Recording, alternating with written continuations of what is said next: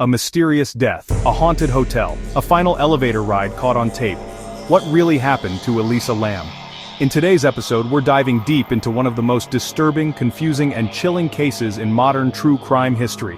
One that blurs the line between reality and conspiracy, mental health and mystery. This is the story of Elisa Lam and the infamous Cecil Hotel. Elisa Lam was 21 years old when she vanished. Born in British Columbia to immigrant parents from Hong Kong, she was a student at the University of British Columbia, although she wasn't actively enrolled in classes at the time of her disappearance. Like many young adults, she was searching for meaning, direction, and identity. Elisa was known to be introspective and creative. She posted regularly on her Tumblr blog titled Nouvelle Nouveau, where she shared thoughts about her struggles with mental health, her love of literature, and her desire to live freely despite inner battles. From those blog entries, we know that Elisa was open about her diagnoses, bipolar disorder and depression. Her posts were raw and relatable.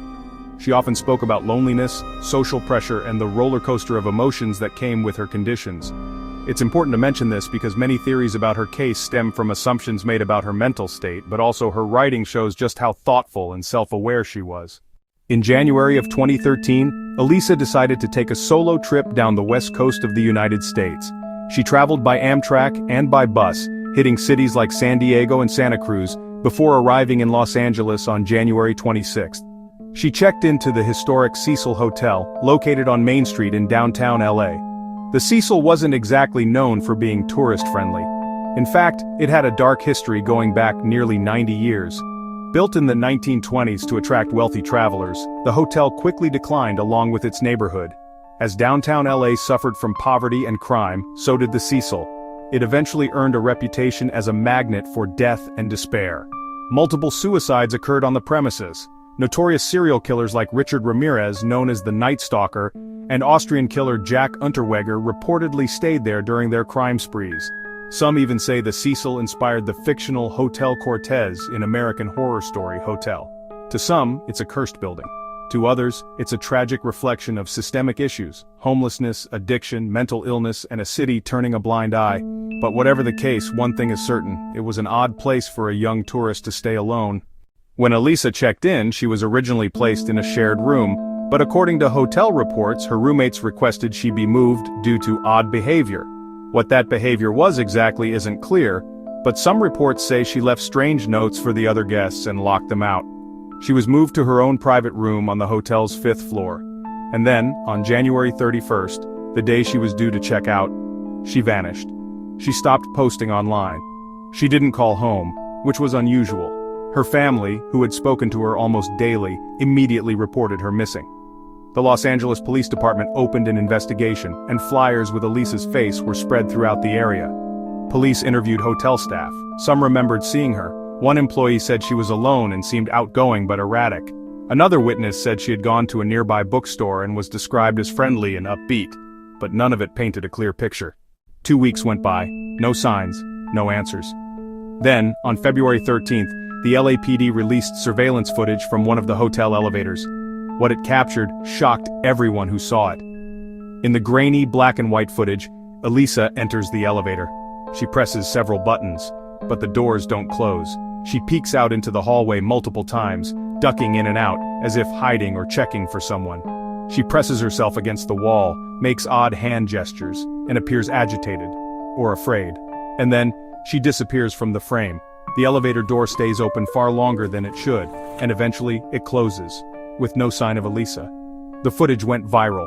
People across the world began analyzing every frame. Some believed she was running from someone.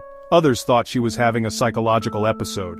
A few speculated that she was interacting with something invisible. Theories exploded online. Was Elisa being followed?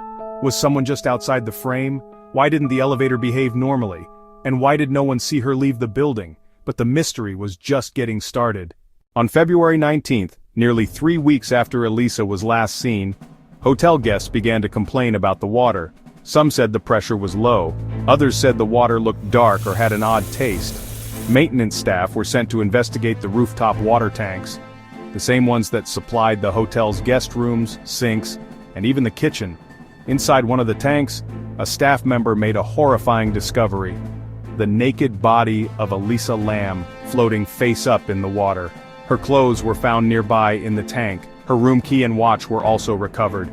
There were no visible signs of trauma, no wounds, no evidence of assault, and no one could explain how she got there. The rooftop was supposed to be locked. Access was restricted and alarmed. To reach the water tanks, someone would have had to climb a ladder and lift a heavy metal lid. Many questioned whether Elisa could have done that alone, especially in the dark, on a windy rooftop, and in the middle of a mental health crisis. Others pointed out something stranger: the water tank lids were reportedly found closed.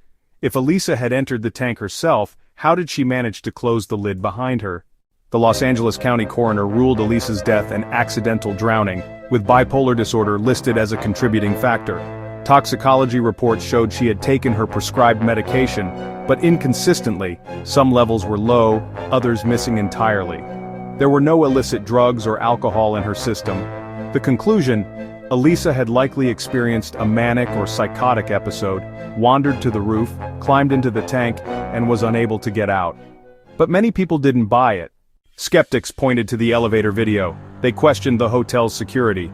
If the rooftop was alarmed, why did no one hear it? Why were there no witnesses? And how did no one detect a decomposing body in the water supply for nearly 3 weeks?